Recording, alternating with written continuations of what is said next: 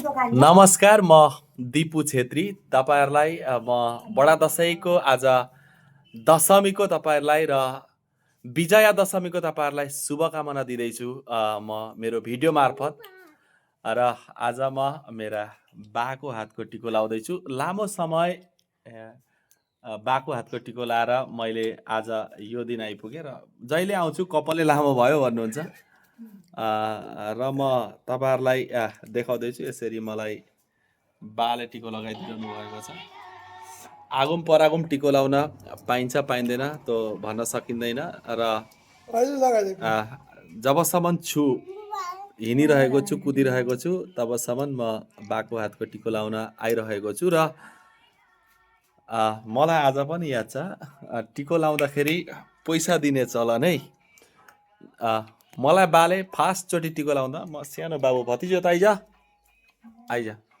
यहाँ हेर्न सक्नुहुन्छ। यत्रो सानो बाबु जतिखेर म थिएँ त्यति बेलादेखि बाले मलाई टिको लाउन आएको है।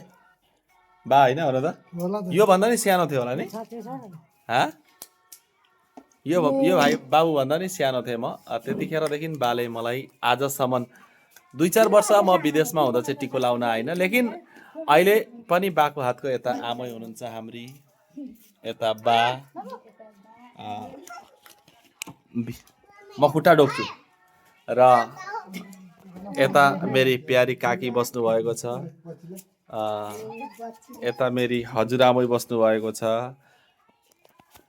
यता टिको लाएर ढोकाढोक चल्दैछ र त्यतिखेरदेखिबाट बाले मलाई टिको लगाइदिनु भएको बा आमैले। र यो पल हामीहरू कहिल्यै बिर्सिन सकिँदैन। र त्यसैले तपाईहरुलाई पनि म आज दशमीको अर्थात् विजया दशमीको अर्थात् टिकाको म शुभकामना दिन्छु। धन्यवाद। म दिपु छेत्री।